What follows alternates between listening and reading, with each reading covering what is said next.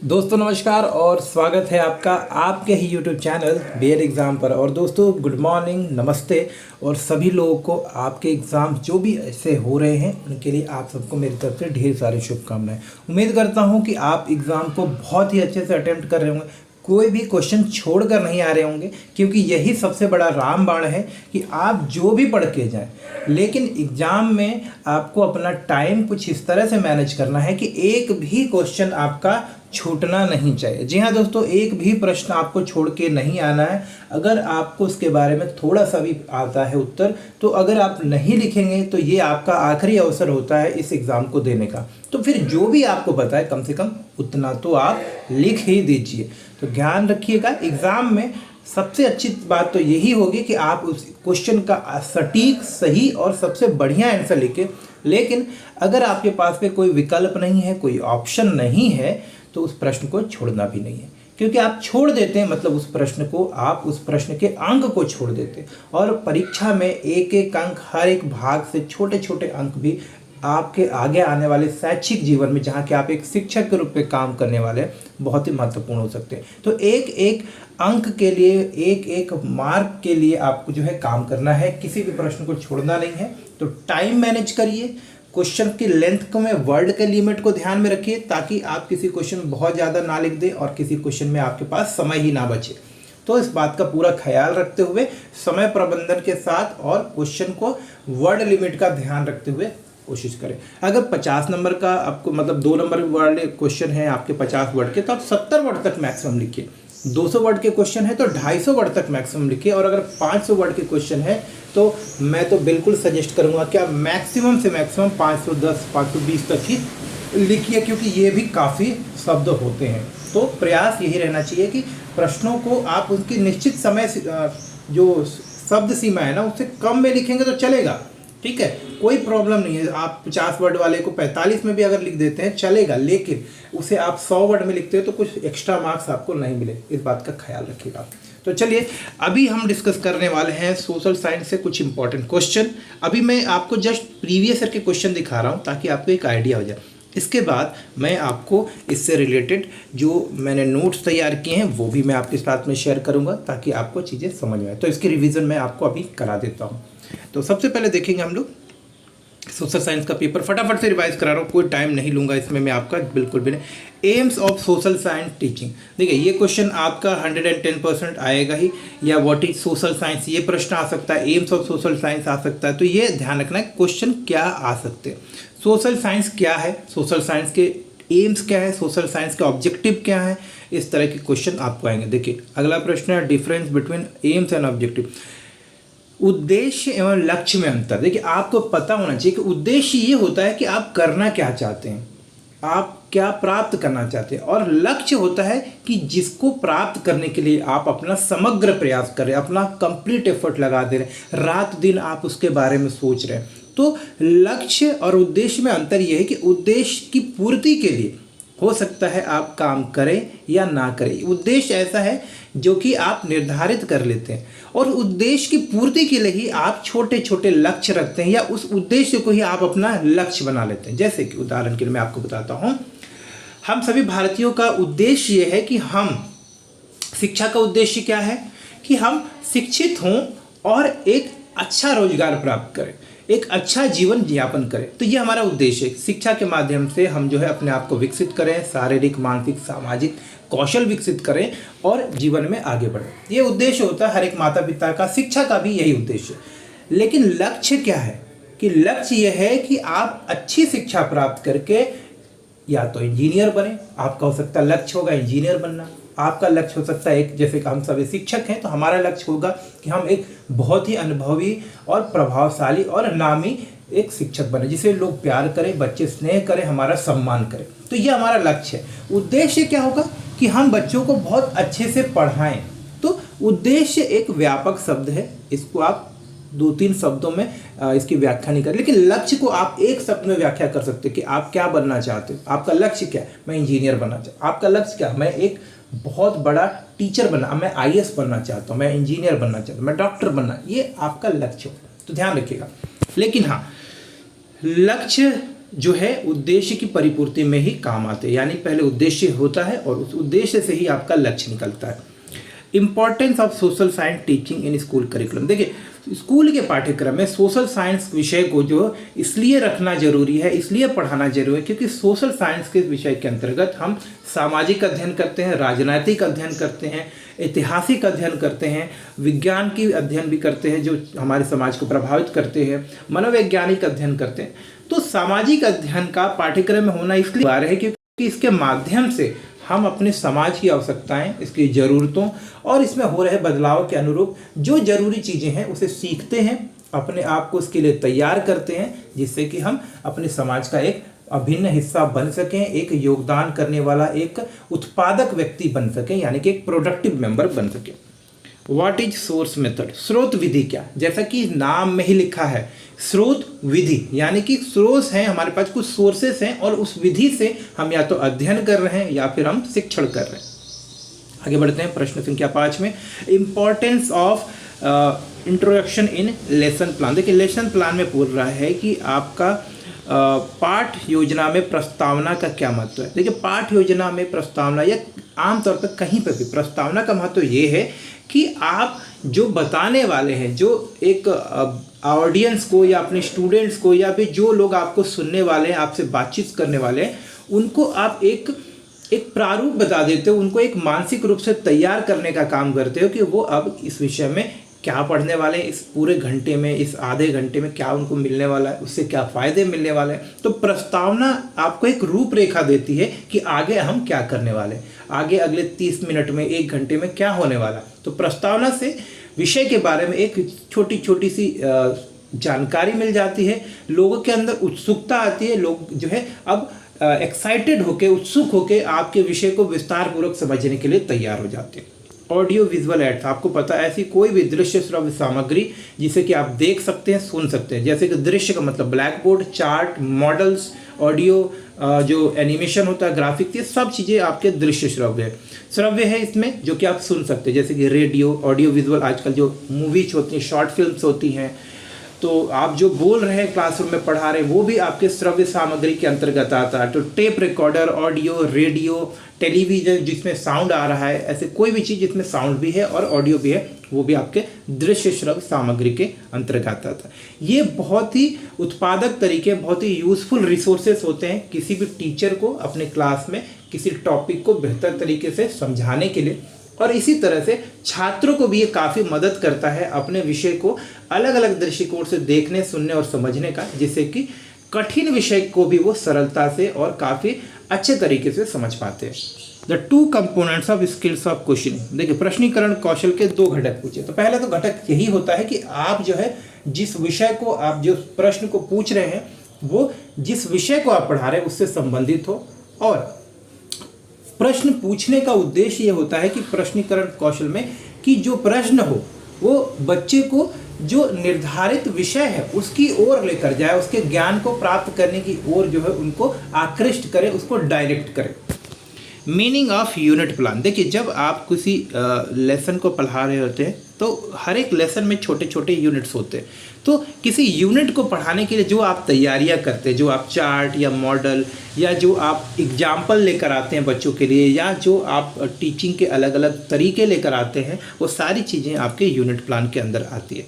इसमें आप किस तरह से क्वेश्चन पूछोगे, किस तरह से आप क्वेश्चन के जवाब दोगे, बच्चों को क्या एक्टिविटी करवाओगे, बच्चों को कौन से एग्जाम्पल दोगे, इस तरह की जो भी तैयारी क्लास को स्टार्ट करने से पहले, यूनिट पढ़ाने से पहले जो आप तैयारी करते हो उसे हम यूनिट प्लान करते हैं।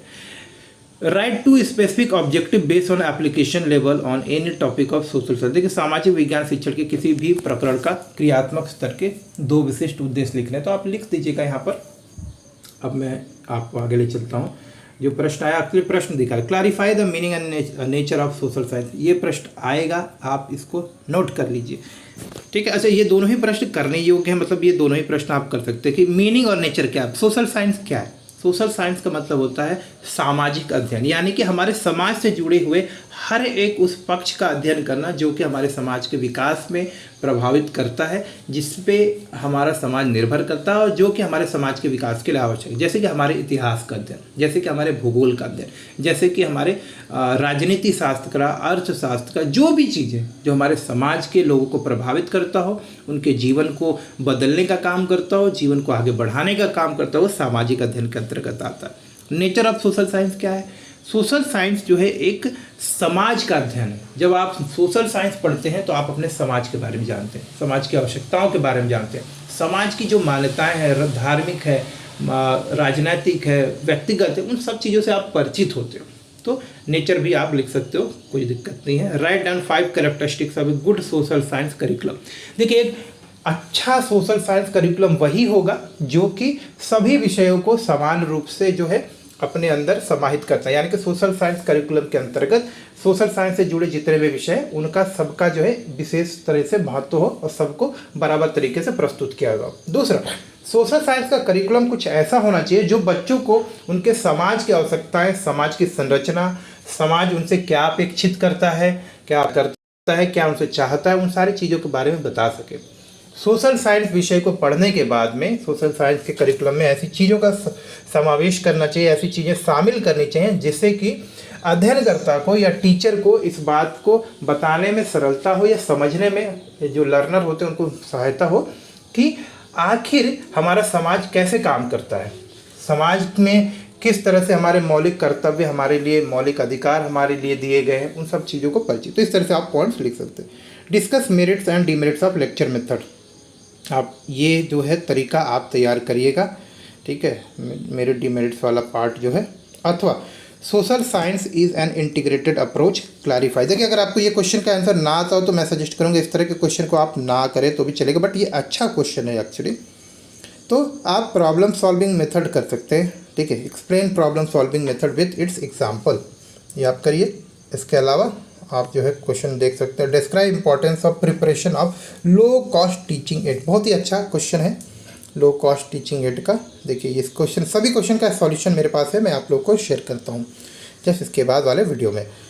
Throw light on the present condition of social science teaching. तो अच्छा, चलिए इस क्वेश्चन को भी बताता हूँ कि लो कॉस्ट टीचिंग एड को आप बना कैसे सकते हैं। देखिए, लो कॉस्ट टीचिंग एड का मतलब कि जो हमारे आसपास जो भी संसाधन उपलब्ध है, कागज़, पेपर, कार्डबोर्ड, लकड़ी के टुकड़े, बोर्ड, चौक, फूल पत्तियाँ, जो भी चीज़ें, जिसको कि हमें बाहर से खरीदने की ज़रूरत ना पड़े या खरीदे तो बहुत कम लागत लगे, तो ऐसा कोई भी टीचिंग एड जिसको कि हमें बहुत ज़्यादा लागत लगा के बनाने की आवश्यकता नहीं है, सस्ती चीज़ों में हमारे आसपास की चीज़ें, हमारे घर के आसपास जो चीज़ें उपलब्ध है उनके प्रयोग से ही अगर हम उनको बना सकते हैं तो ये सब हमारे लिए जो है लो कॉस्ट टीचिंग एड्स होती है। अब जब low cost teaching add teacher एक बनाता है तो सबसे पहले तो वो बहुत ही ज़्यादा व्यक्तिगत तरीके से काम आ सकता है, क्योंकि टीचर को पता है कि वो किस उद्देश्य से बनाया गया, तो वो ज़्यादा सटीक और प्रभावशाली टीचिंग एड के रूप में काम करता है। उदाहरण के लिए, अगर एक टीचर कागज़, पेन और पेंसिल की मदद से कोई टीचिंग एड बनाता है तो उसको पता है कि ये जो उदाहरण देने वाला है ये बहुत काम करने वाला है, बहुत कारगर होने वाला है। तो इस तरह से प्रिपरेशन में जो है लो कॉस्ट टीचिंग एड बहुत मदद करता है। पैसे की बचत होती है, समय की बचत होती है, इसे बार बार इस्तेमाल कर सकते हैं। तो ऐसे बहुत सारी खासियत होती है लो कॉस्ट टीचिंग एड को बनाने का। चलिए अगला प्रश्न देखते हैं। What is the difference between social science and social studies. देखिए, यहाँ पे ध्यान रखिएगा, जब वर्ड सोशल साइंस है और जब वर्ड सोशल स्टडीज़ है। स्टडीज़ का मतलब होता है हम अपनी सोसाइटी, उसकी संरचना, सोसाइटी की क्या ज़रूरतें हैं, सोसाइटी कैसे काम करती है, इसके बारे में थियोरेटिकल तरीके से समझते हैं। अलग अलग दृष्टिकोण को, चाहे वो मनोसामाजिक दृष्टिकोण हो, चाहे आपको इवोल्यूशन थ्योरी हो, चाहे आपका पैट्रियार्ची थ्योरी हो, चाहे आपकी जो भी अलग अलग दृष्टिकोण है, उसके तरह से, उसके आधार पर हम अपने समाज का अध्ययन करते हैं। लेकिन जब सोशल साइंस की बात करते हैं तो सोशल साइंस में जो है हम विषयों के अध्ययन के साथ में उसके ऊपर रिसर्च भी करते हैं कि एक विज्ञान का या एक दृष्टिकोण किस हद तक कैसे काम करता है। तो जो अध्ययन करते हैं हम सोशल साइंस से, सोशल स्टडीज़ में, असल में उसे हम व्यवहारिक रूप से, प्रैक्टिकल रूप से जांच भी जब करते हैं तो वो हमारे लिए हो जाता है सोशल साइंस। सोशल साइंस में एक विषय जैसे कि फिजिक्स है, मान लीजिए ज्योग्राफी पढ़ रहे हैं यानी कि भूगोल पढ़ रहे हैं, तो भूगोल किस प्रकार से जो है हमें काम आ सकता है इतिहास के अध्ययन में, इतिहास के जो जानकारी किस प्रकार से हमें अपने राजनीति शास्त्र में, हमारे अर्थशास्त्र में काम आ सकता है। इन सारी चीज़ों को इंटीग्रेट करके पढ़ते हैं, इन सबको एक दूसरे के साथ इस्तेमाल करके पढ़ते हैं, इनका हम लोग वैज्ञानिक रिसर्च करते हैं। तो ये सारी चीज़ें सोशल साइंस में आती हैं और डिटेल क्वेश्चन के आंसर मैं आपके साथ शेयर कर दूंगा, बिल्कुल टेंशन है। What is lesson plan, describe it's steps. Lesson plan क्या है और इसके स्टेप्स आपको बताने। तो देखिए अच्छा प्रश्न है, इनको जरूर आप करिएगा। Discuss in detail the correlation of social science with that of the other subject. इसमें आपको मैं बताऊंगा, ये क्वेश्चन आप तैयार करिएगा जरूर, ये क्वेश्चन आपको जरूर काम आएगा। ये क्वेश्चन मैं आपको बता रहा हूँ, ये इंपॉर्टेंट क्वेश्चन है आपका। इसके अलावा एक और इम्पॉर्टेंट क्वेश्चन बताता हूँ। Describe basis of social science curriculum construction, discuss limitation of social. सामाजिक विज्ञान पाठ्यक्रम के निर्माण के आधारों का वर्णन करें और सामाजिक विज्ञान पाठ्यक्रम की कमियों की विवेचना करें। देखिए ये अच्छा क्वेश्चन है, जब हिंदी में पढ़ रहे तो ये ज़्यादा समझ में आ रहा है कि सामाजिक विज्ञान पाठ्यक्रम के निर्माण के आधारों का वर्णन। देखिए आधार क्या हो सकता है, आधार हो सकता है कि सामाजिक विज्ञान के करिकुलम में, पाठ्यक्रम में हमें उन चीज़ों को शामिल करना चाहिए जो कि बच्चे को यानी अध्ययनकर्ता को उसके समाज के बारे में बता सके। समाज कैसे काम करता है, समाज के आधारभूत सिद्धांत क्या हैं, समाज किस प्रकार से काम करने के लिए अलग अलग लोगों पर निर्भर करता है, समाज में हर एक व्यक्ति का सम्मान होना चाहिए, हर एक व्यक्ति को अधिकार मिलने चाहिए, किस प्रकार से हमारे समाज जो है बदलती आवश्यकताओं के अनुरूप अपने आप को बदलता है, भाषा का, धर्म का, जाति का, मान्यताओं का क्या प्रभाव पड़ता है। इस तरह का अध्ययन जो है हमें सामाजिक अध्ययन के पाठ्यक्रम में शामिल करना चाहिए, जिससे कि बच्चों को एक सफल नागरिक बनने में मदद मिले। सामाजिक विज्ञान की पाठ्यक्रम की कमियों की विवेचना करिए। तो बहुत सारी चीज़ें आप लिख सकते हो, तो वो आप यहाँ पर नोट डाउन करना। Prepare a lesson. देखिए आप अगर लेसन प्लान बनाना जानते हैं ना, तो ये सबसे ईजी क्वेश्चन हो जाता है। आप सिंपल कोई भी एक लेसन प्लान बना लीजिए और उसी के हिसाब से जो भी टॉपिक आए ना आप उसको लिख सकते हो। होता क्या है, सबसे आसान है और सबसे कम समय में ये आपको 15 नंबर दे देगा। मैं आपको बताता हूँ रीज़न क्या है। इसमें गलती होने की संभावना कम है और इसमें मार्क्स मिलने की संभावना, आप कम से कम 12 से 13 नंबर तो फिक्स कर सकते हैं और बहुत ही कम शब्दों में। आपको पता होगा लेसन प्लान होता क्या है, मात्र 100-150 वर्ड में बन जाएगा, लेकिन आप कम से कम 12 से 13 नंबर ले सकते हो और जितना बेहतर करेंगे 14-15 नंबर भी आ सकते हैं। तो ये सबसे ईजी क्वेश्चन होता है, लेकिन लोगों को यही टफ लगता है। इसके अलावा कुछ इंपॉर्टेंट क्वेश्चन और है, वो मैं दिखाता हूँ। प्रश्न संख्या 10, define project method and make a project report on any topic of social science subject. Project विधि का परिभाषित करिए। ये क्वेश्चन टफ होगा आपके लिए, अगर आपने अभी तक कोई भी प्रोजेक्ट रिपोर्ट नहीं बनाया है तो इस क्वेश्चन को आप अवॉइड करिएगा अगर इस तरह के प्रश्न आते हैं exam. What is importance of electronics media in teaching. हाँ ये बहुत इंपॉर्टेंट और इजी क्वेश्चन है। इलेक्ट्रॉनिक मीडिया किस तरह से काम करता है, तो आप इसको लिखिए, ये इंपॉर्टेंट क्वेश्चन रहेगा आपके लिए। चाहे तो आप इस क्वेश्चन को तैयार कर लीजिए, मैंने आपको अभी ऊपर बताया। लेसन प्लान को आप तैयार कर लीजिए और सोशल साइंस क्या है, उसके एडवांटेज क्या है, उसके करिकुलम में क्या होना चाहिए, ये इस तरह के 3 प्रश्न आप तैयार कर लीजिए। यहाँ से आपको जरूर सहायता मिलेगी। तो सामाजिक विज्ञान में शिक्षण में इलेक्ट्रॉनिक संचार माध्यमों का क्या महत्व है, इसके गुण दोषों का मूल्यांकन करिए। बहुत ही अच्छा प्रश्न रहेगा। ठीक है, अभी दोस्तों मैं आपको दिखा भी देता हूँ कि क्या नोट्स जो है मेरे पास में अभी हैं, जिसको कि हम